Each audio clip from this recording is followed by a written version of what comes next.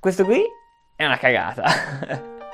L'ikigai infatti non è al centro di un bel niente di diagramma. Questo diagramma qua ha un'origine molto recente, risale al 2014, quando tale Mark Wynne ha preso questo diagramma qua, che era stato fatto da uno spagnolo, e lo spagnolo al centro ci aveva messo la parola scopo, come per dire che qui si trova il tuo scopo di vita. Mark Wynne ha visto questa parola giapponese, ikigai, si vede che gli sembrava carina, ce l'ha messa lì nel centro, in un articolo che ha pubblicato su internet, che poi è esploso, è diventato virale in una maniera assurda, tant'è che hanno cominciato a copiarlo, a diffonderlo, a fare corsi, è diventato una cosa di una dimensione inconcepibile, tant'è che lui nel 2017 ha scritto un articolo in cui spiega che prende le distanze da tutto quello che viene fatto con l'ikigai, perché lui dice: io sì l'ho creato, ma non ho assolutamente il minimo controllo su tutto quello che c'è stato fatto. Ikigai in realtà è una parola giapponese che deriva dall'unione di iki, che significa vivo, e gai, che significa degno o di valore. Quindi ikigai significa ciò che dà valore alla tua vita, ciò che ti rende degno di essere vivo, che rende la vita degna di essere vissuta. E si può trovare l'ikigai dappertutto, lo si può trovare prendere un caffè con un amico o con un'amica, oppure passeggiare per strada, guardare il figlio che dorme. Sono questi piccoli momenti che, secondo la filosofia giapponese, rendono la vita degna di essere vissuta. Quindi l'idea dell'ikigai con il diagramma A4 è completamente sbagliata, però è utile. È utile perché comunque a noi occidentali ci fa piacere l'idea di trovare qualcosa che ci piace, in cui siamo bravi, per cui il mondo ha bisogno, quindi sentiamo anche di dare il nostro contributo nel mondo e per cui veniamo pagati. Quindi credo che sia comunque un'ottima idea quello di andare a cercare che cosa si trova per noi nel centro di quel diagramma.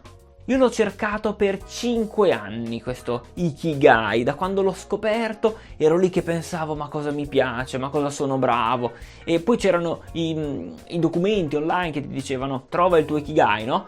E tu dici: bene, dai, adesso finalmente un bel libro con le domande scritte per capire come lo trovo. Guardi il libro e c'è scritto: compila questo, cosa ti piace fare? E grazie cazzo, cioè nel senso non è utile un foglio da compilare in questo modo, perché cosa ti piace fare? A me mi viene in mente dormire, mangiare, giocare ai videogiochi. Poi in cosa sono bravo? Sicuramente non ai videogiochi, e quindi è già finito lì la ricerca del mio ikigai, perché per dormire e per mangiare non posso essere pagato, e quindi vedi che non ha senso. Tutto questo è cambiato quando ho scoperto di poter usare uno strumento meraviglioso che è ChatGPT. ChatGPT è il tuo miglior alleato per trovare il tuo ikigai. Perché? Perché ti pone delle domande che sono mirate, le può elaborare, le può approfondire infinitamente. Finché tu gli chiedi approfondisci, che cosa intendi, spiegati meglio, lui continua a farlo. Finché non riesci a sbloccarti e a scrivere che cosa ti piace, in che cosa sei bravo, eccetera, eccetera. Ti farà delle domande che sono più approfondite del semplicemente cosa ti piace fare, quindi ti chiederà: quando eri piccolo che cosa ti piaceva fare, come desideravi spendere il tuo tempo, e poi magari ti chiede perché ti piaceva fare questa cosa. E così si va a fondo e si va a capire che un'attività spesso ti piace, sì, ma non ti piace fino a se stessa, ti piace perché stimola un tuo certo desiderio. Per esempio, a uno potrebbe piacere allenarsi non perché gli piace in sé per sé tirar su i bilancieri, ma gli piace l'idea di diventare muscoloso. È finita lì? No, magari gli piace l'idea di fare una bella impressione sugli altri. Quindi ciò che ti piace in realtà è fare una bella impressione sugli altri, ed è importante per te, e non è detto che sia così per tutti.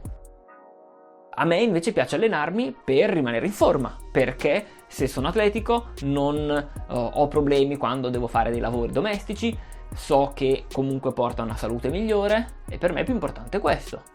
Quindi vedi che anche semplicemente ad entrambi piace allenarsi, ma c'è una motivazione diversa dietro. Non si riesce a sviscerare questa roba con un foglio con scritto cosa ti piace, ma con ChatGPT invece tu vai avanti e scrivi, gli chiedi di più e gli chiedi di farti altre domande. E adesso andiamo nel pratico, vediamo quali, nello specifico, domande fare. Io ho cominciato scrivendogli: vorrei che mi aiutassi a trovare il mio ikigai. che tu mi ponga alcune domande guidate per arrivare passo passo a trovarlo. Comincia facendomi delle domande una alla volta che mi aiutino a trovare ciò che amo. E lui comincia a chiederti: qual è una cosa per cui che quando la fai perdi la cognizione del tempo? E se ti blocchi, cosa che a me è successa, perché magari ti fa una domanda che è l'equivalente di cosa ti piace fare, quindi non so bene che cosa rispondergli.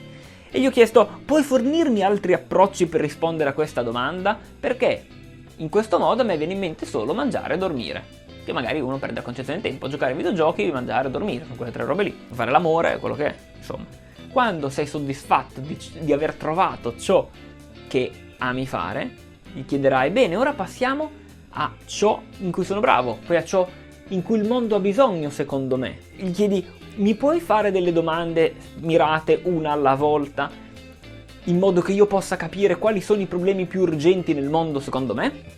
E infine lo chiedi di aiutarti a capire per che cosa puoi essere pagato. Ovviamente risponde a tutte le domande con sincerità, perché sennò non serve a niente. E la figata è che per trovare le intersezioni, quindi passione, missione, vocazione e passione, missione, vocazione, lavoro, non devi stare te lì a scervellarti per cercare di capire quali sono i punti in comune tra ciò che mi piace fare, che è accarezzare i panda, e ciò per cui sono pagato, che è stare in un ufficio dalle 9 alle 6. Ma gli chiedi: che cosa può essere secondo te la mia missione, cioè l'unione di ciò che mi piace fare e ciò in cui sono bravo? Gli poni queste domande qua e lui ti risponderà. E alla fine, quando avrai trovato la tua missione, vocazione, passione e lavoro, gli chiederai: quindi, in base a tutto quello che ci siamo detti fino adesso, qual è il mio Ikigai? E non dovrai far altro che stare lì a leggere, e sarà una cosa estremamente personalizzata e tu ti rivedrai descritto appieno. Hai mai fatto un test della personalità? O una carta natale astrologica? O un qualsiasi test che ti pone le domande, tu rispondi e poi leggi la descrizione e dici: oh mio Dio, sono io! Ma in realtà loro hanno fatto delle domande e hanno scritto un testo che più o meno ci tira vicino per le persone simili a te. Infatti è difficile trovare una roba che è proprio pari, uguale al 100% esattamente te. Può succedere, ma è difficile. Invece in ChatGPT succede tutte le volte. Perché lui non scrive il testo prima e poi dopo te lo dà un testo preconfezionato, ma te lo scrive sul momento. Quindi la descrizione del tuo Ikigai sarà perfetta per te e sarà diversa da quella di ogni altro essere vivente sul pianeta. Alla fine di questo processo ti sentirai effettivamente motivato e ti sentirai come mi sono sentito io, quindi carico, grato, con una visione, con anche un piano abbastanza pratico, abbastanza strategico. Puoi sempre procedere con ChatGPT per chiedergli: come posso fare nello specifico per arrivare a farmi pagare per queste cose qua. Quindi veramente puoi sbizzarrirti in tutti i modi che vuoi finché non ti sentirai veramente soddisfatto o soddisfatta del risultato. Quindi basta, smettila di guardare quel foglio bianco scritto cosa ti piace fare.